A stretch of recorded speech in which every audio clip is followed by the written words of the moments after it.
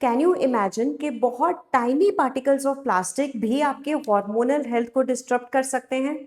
चलिए आज मैं डॉक्टर मनु आपको बताती हूँ कि कैसे नैनो प्लास्टिक्स आपकी हार्मोनल हेल्थ खराब कर रहे हैं, आपके हार्मोन्स को डिस्टर्ब कर रहे हैं। हार्मोन्स का बैलेंस रहना बहुत ज़रूरी है एक हेल्दी लाइफ लीड करने के लिए। नैनो प्लास्टिक्स हार्मोन्स को डिस्टर्ब करते हैं। नैनो प्लास्टिक्स होते क्या हैं, सबसे पहले हम ये समझते हैं। नैनो पार्टिकल्स बहुत छोटे पार्टिकल्स ऑफ प्लास्टिक है, करीबन इनका साइज 1 mm के आसपास होता है।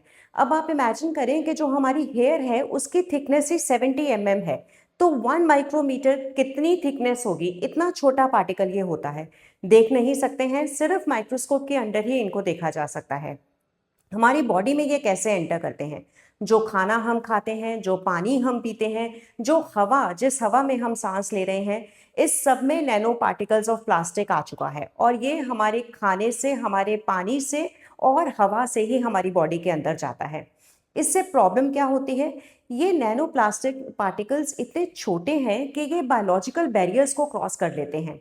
बायोलॉजिकल बैरियर्स जैसे कि blood brain barrier, blood testis barrier, ये इतने छोटे हैं कि उन बैरियर से क्रॉस करके ये ऑर्गन्स में एंटर कर जाते हैं। पाया गया है कि लंग्स में, ब्रेन में, ओवरीज में, टेस्टिस में, सब जगह नैनो पार्टिकल्स ऑफ प्लास्टिक पाए गए हैं। अब इनसे प्रॉब्लम क्या होती है?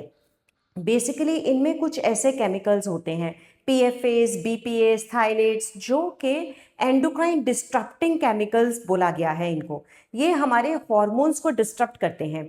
ये क्या करते हैं? ये हॉर्मोन्स जिस चीज़ के साथ जुड़ते हैं, रिसेप्टर्स के साथ जुड़ते हैं जिससे कि वो अपना काम कर सके, ये उन हॉर्मोन्स को रिसेप्टर्स के साथ नहीं जुड़ने देते। इंस्टेड ये हार्मोन की जगह उस रिसेप्टर के साथ जाके जुड़ जाते हैं। हॉर्मोन्स प्रोड्यूसिंग सेल्स को भी ये डैमेज करते हैं क्योंकि ये बहुत ज़्यादा इन्फ्लेमेशन क्रिएट कर देते हैं बॉडी में। तो oxidative stress, inflammation plus receptor damage के कारण जो नॉर्मल काम होता है हार्मोन का, वो नहीं कर पाता। तो उससे क्या होगा? अगर थायराइड हार्मोन है तो हाइपोथायराइडिज्म हो जाएगा। अगर हम फीमेल हेल्थ की बात करें तो ये ईस्ट्रोजन की तरह काम करते हैं। इससे क्या होगा? पीसीओडी होने के चांसेस बढ़ते हैं, फर्टिलिटी डिक्रीज होती है, स्पर्म की क्वालिटी गिरती है, एग की क्वालिटी गिरती है, फर्टिलिटी इश्यूज, इनफर्टिलिटी होने के चांसेस बढ़ते हैं। जितने नैनो प्लास्टिक्स ऑर्गन्स में ज़्यादा रहेंगे उतना ही ऑर्गन में इन्फ्लेमेशन होगा, उतने ही नेचुरल सेल्स उस ऑर्गन के डैमेज होंगे, हॉर्मोन्स डिस्ट्रक्ट होंगे एंड हेल्थ डैमेज होगी। तो नैनो प्लास्टिक्स हमारे लिए बहुत ही वरीसम है। इससे ज़्यादा बड़ी एक और चीज़ इसमें है कि ये प्लेसेंटा को भी क्रॉस कर देते हैं, तो प्रेगनेंसी को भी ये इफेक्ट कर सकते हैं। इनफर्टिलिटी के लिए तो ये रिस्पॉन्सिबल है ही, नॉर्मल प्रेगनेंसी में भी ये प्रॉब्लम्स क्रिएट कर सकते हैं। तो बहुत ज़रूरी है कि नैनो प्लास्टिक्स को कंट्रोल किया जाए। अब इसको कंट्रोल करने का क्या तरीका है? जितनी भी स्टडीज नैनो प्लास्टिक्स पे हुई हैं या चल रही हैं, वो अभी ऑनगोइंग स्टडीज़ हैं, कोई डेफिनेटिव स्टडीज़ नहीं है। अभी बहुत टाइम लगेगा ये जानने में कि इन प्लास्टिक्स का एक्चुअली कितना असर है। ओशंस में प्लास्टिक का क्या हाल है उसके ऊपर भी बहुत ज़्यादा स्टडीज़ हुई हैं। लेकिन सी फूड हम खा रहे हैं, पानी हम पी रहे हैं, एयर हम ब्रीथ कर रहे हैं, जब हम इंडोर पॉल्यूटेड एयर ब्रीथ करते हैं जिसमें वेंटिलेशन बहुत कम है, तो उससे नैनो प्लास्टिक्स हमारे अंदर एंटर कर जाते हैं। एक और मेथड जिससे ये नैनो प्लास्टिक्स हमारी बॉडी में एंटर करते हैं वो है हमारी स्किन। जो हम कॉस्मेटिक्स यूज़ करते हैं उनमें भी प्लास्टिक्स होते हैं। ज़्यादातर कॉस्मेटिक्स के अंदर ये endocrine distracting chemicals, nano plastics पाए जाते हैं। तो good quality of makeup is very important, जिसमें प्लास्टिक्स का यूज़ सबसे कम हो, नैनो पार्टिकल्स हमारी बॉडी में एंटर ना कर पाएँ।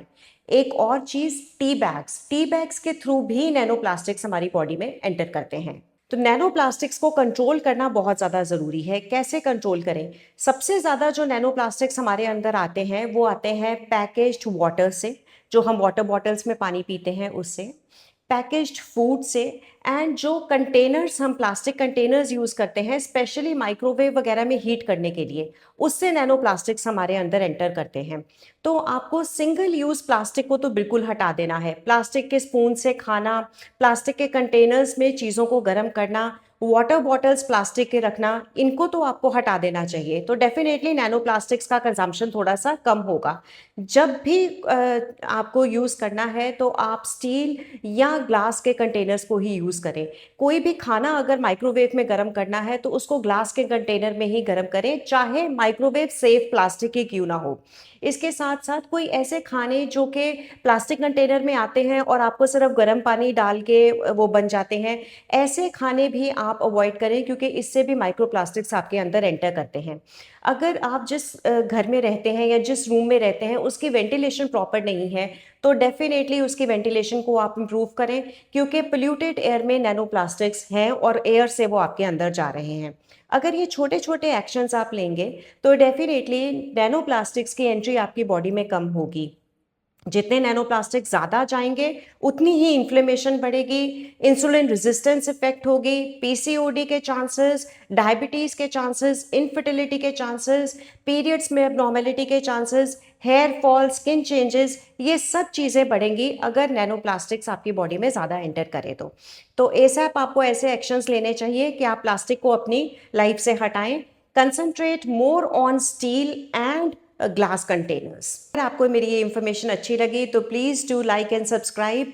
Women health, hormones, journal health tips, इन सब के लिए आप मुझे फॉलो कर सकते हैं।